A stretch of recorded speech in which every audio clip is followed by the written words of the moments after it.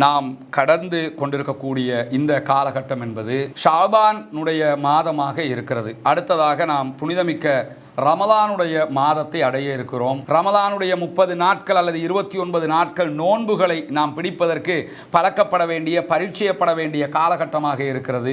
இறைவனுக்காக நேரங்காலத்தை ஒதுக்க வேண்டிய ஒரு புனிதமிக்க காலகட்டமாக அந்த காலகட்டம் இருக்கிறது. அதற்கு ஒரு முன்னோடியாகத்தான் இந்த ஷாபானுடைய மாதம் அமைய பெற்றிருக்கிறது.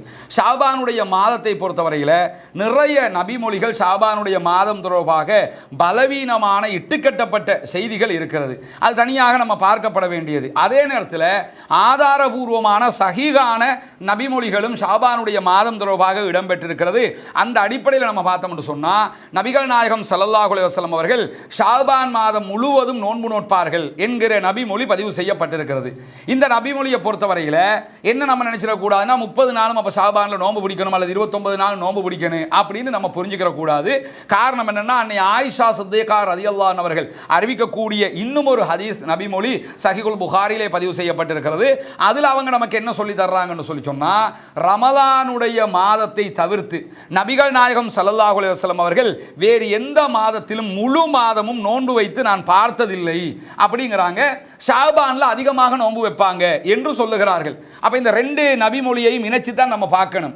ரசூலுல்லாஹ் ரமலான்ல தான் முழு மாதமும் நோன்பு வைப்பாங்க, வேறு எந்த மாதமும் முழு மாதமும் நோன்பு வைக்க மாட்டாங்கன்னா அப்ப ஷாபான்ல முழு மாதமும் நோன்பு வச்சிருக்கிறாங்களே என்று வருகிற ஹதீஸ் நேர் முரணா போயிடும். முரண் இல்லாம புரியணும்னா அடுத்ததாக ஆயிஷா ரலியல்லாஹு அன்ஹா அழகாக என்ன சொல்றாங்கன்னா, அதிகமாக நோன்பு வைப்பார்கள். அப்ப என்னன்னா, அதிகமாக ஷாபானுடைய மாதத்தில் நோன்பு வைப்பார்கள் ரசூலுல்லாஹி ஸல்லல்லாஹு அலைஹி வஸல்லம் அவர்கள், ஆனால் முழு மாதமும் வைக்க மாட்டார்கள் என்பதை தெளிவாக புரிந்து கொள்ள வேண்டும். இதே நேரத்தில் இம்ரான் இப்னு ஹுசைன் ரலியல்லாஹு அன்ஹு அவர்கள் அறிவிக்கக்கூடிய ஒரு செய்தி சஹீஹுல் புகாரியில் பல இடங்களில் பதிவாகி இருக்கு. அதே மாதிரி சஹீஹ் முஸ்லிம்லையும் பதிவு செய்யப்பட்டிருக்கிறது.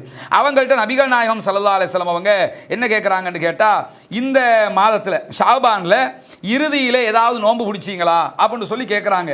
ஷாபான்ட கடைசியை போய்கிட்டு இருக்கும்போது ஷாபானுடைய கடைசி இறுதினா இறுதி தான், நடுவில் அங்கே இங்கே அந்த மாதிரி எல்லாம் கிடையாது. இறுதியில் நோன்பு பிடிச்சிங்களா என்று கேட்கும்போது அவங்க என்ன பண்ணுறாங்கன்னு கேட்டால், இல்லை நான் நோன்பு பிடிக்கலை அப்படிங்கிறாங்க. உடனே நபிகள் நாயகம் ஸல்லல்லாஹு அலைஹி வஸல்லம் அவங்க என்ன சொல்கிறாங்கன்னா, ரமலானை முடித்ததுக்கு பிறகு ஒரு நாளோ 2 நாளோ நோன்பு பிடிச்சிக்கிறங்க அப்படிங்கிறாங்க.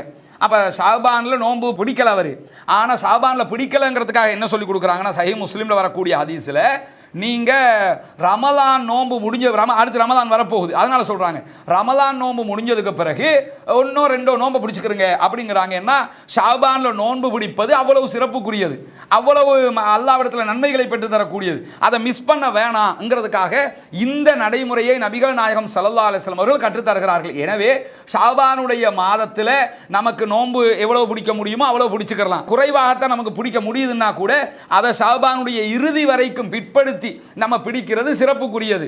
இந்த மாதிரி நபிகள் நாயகம் ஸல்லல்லாஹு அலைஹி வஸல்லம் அவர்கள் ஷாபான்ல நோன்பு பிடிப்பது தொடர்பான சில செய்திகளை நமக்கு கற்றுத் தந்திருக்கிறார்கள். எனவே இந்த மாதத்தில் செய்யக்கூடிய ஒரு நல்ல அமலாக அதை நாம் எடுத்துக்கொண்டு நோன்புக்கு பழக்கப்படுகிறவர்களாக, அடுத்து தயாராகிறவர்களாக இதை நாம் அமைத்துக் கொள்ள வேண்டும். இப்படியான செயல்பாடுகளை முன்னெடுக்கிற போது பக்குவப்பட்ட உள்ளமாக, பணிந்த உள்ளமாக, இறைவனை ஏற்றுக்கொண்ட உள்ளமாக, இறைவனுக்கு நெருக்கமாகிற உள்ளமாக நாம் மாறுவதற்குரியவர்களாக நெருங்கிக் கொண்டே இருப்போம். எனவே அந்த வகையில் இறைவனை நெருங்கக்கூடிய சமூகமாக நம்மை நாமே மாற்றிக்கொள்வோமாக. வாகிறது அல்ஹம்துலில்லாஹி ரப்பில் ஆலமீன்.